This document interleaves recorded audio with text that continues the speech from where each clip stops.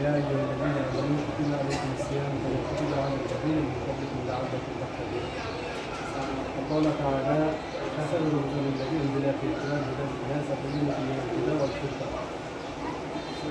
وقال تعالى: حديث قدسي: الصوم لي وأنا أعزه. وأنا الله تعالى قد شكر لك واستغفر الله رب العالمين وتوكل عليه. পূর্বে মহাসভার জানানো হয়েছে পশ্চিম ইউনিট কর্তৃক আয়োজিত আজকে ইফতার মাহফিল। ইফতার মাহফিলের শুরুতে আজকে আমরা একটু অনেক সুন্দর কথা শুনেছি। আমরা আলমের এই কথার আলোতে যাতে আমাদের আমল করার তৌফিক দান করেন। আমিন। আসলে রমজান মাস আল্লাহ রাব্বুল আলামিন আমাদেরকে দিয়েছেন, এটার এত গুরুত্ব মর্যাদা কেন দিয়েছে? যেহেতু এই রমজান মাসে আল্লাহ রাব্বুল আলামিন কোরআন নাজিল করেছে। এই কোরআন নাজিলের কারণে এই রমজান মাসের এত গুরুত্ব, এত মর্যাদা, এত তাৎপর্য। আমরা মাহে রমজানে রোজা রাখি।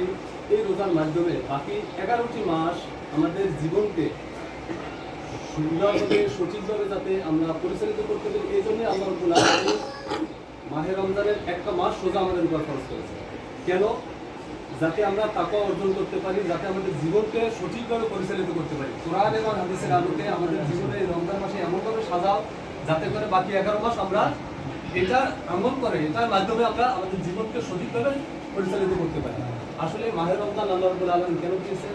এই জন্য আমরা তো বলেছেন যে আমাদের উপর রোজা ফরজ করা হয়েছে, যেমনিভাবে ফরজ করেছিলেন পূর্ববর্তী লোকদের উপর, যাতে করে কি করতে পারো তোমরা তাকওয়া এবং খোদাবুতি অর্জন করতে পারো।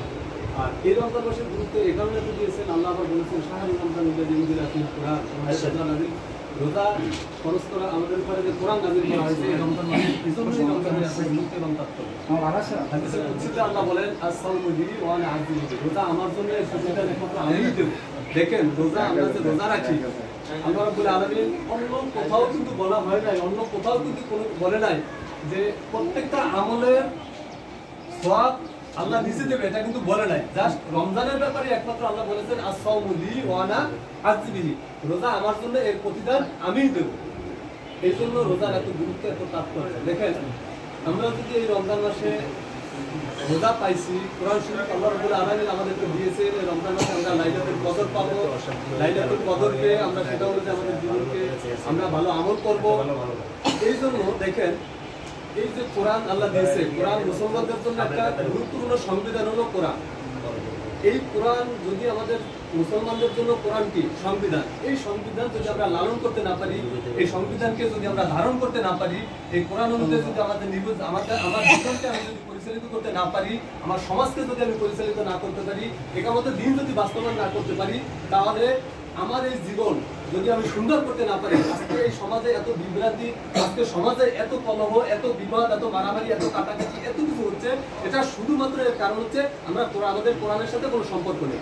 আমরা যদি কোরআনের সাথে সম্পর্ক রাখতে পারতাম, আমরা যদি কোরআনের সাথে সঠিক সম্পর্ক রাখতে পারি, তাহলেই আজকে এই সমাজ থেকে এত কিছু সবকিছু দূর হয়ে যাবে। যদি আমরা কোরআন অনুযায়ী সমাজকে পরিচালিত করতে পারি, কোরআন অনুযায়ী রাষ্ট্র পরিচালনা করতে পারি, কোরআন অনুযায়ী সংসদ পর্যন্ত আমরা যেতে পারি, তাহলেই আমাদেরকে আমরা এই সমাজে আর কোনো কিছু থাকবে না, মারামারি থাকবে না, কাটাকাটি থাকবে না, কলহ থাকবে না, বিবাদ থাকবে না, কোনো কিছু থাকবে না।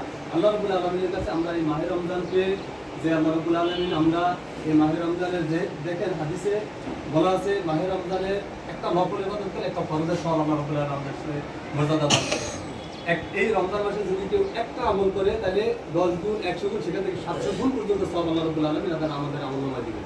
এই জন্য আমরা যাতে এই রমজান মাসকে রমজানের গুরুত্ব এবং তাৎপর্য বুঝে আমরা যাতে রোজার গুরুত্ব আমরা অর্জন করতে পারি, এই রোজা অনুযায়ী আমরা তাকওয়া এবং খোদাবুতি করতে পারি, একামতের দিনে কাজ বাস্তবায়ন করতে পারি। আল্লাহ রাব্বুল আলামিন আমাদের সবাইকে সেই তৌফিক দান করুন। আমিন। ওয়া আখিরু দাওয়ানা আলহামদুলিল্লাহি রাব্বিল আলামিন। আসসালামু আলাইকুম ওয়া রাহমাতুল্লাহি ওয়া বারাকাতুহু। আলহামদুলিল্লাহ।